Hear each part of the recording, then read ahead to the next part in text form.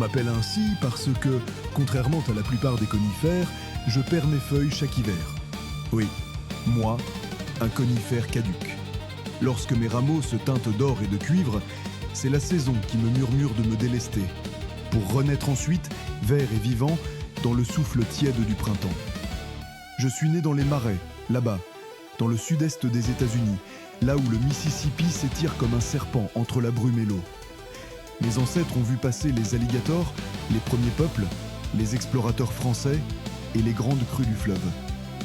Les racines plongent dans la boue et l'eau saumâtre. Je ne les fuis pas. J'y respire grâce à mes pneumatophores, ces curieuses excroissances qui sortent du sol comme de petits genoux. Par elles, j'échange l'air, même quand mes pieds sont noyés.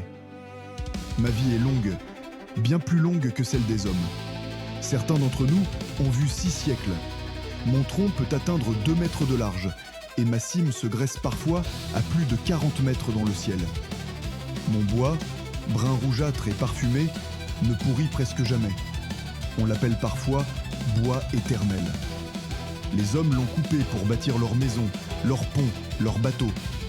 Il a résisté à l'eau, à la chaleur, aux insectes, tout sauf au feu de leur cupidité.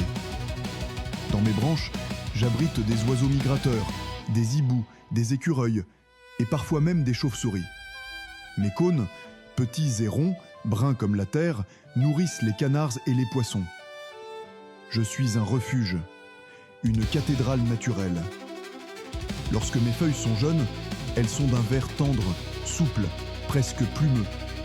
Elles se disposent en 2 rangées opposées, si bien qu'on croirait qu'elles forment des plumes sur mes rameaux plats.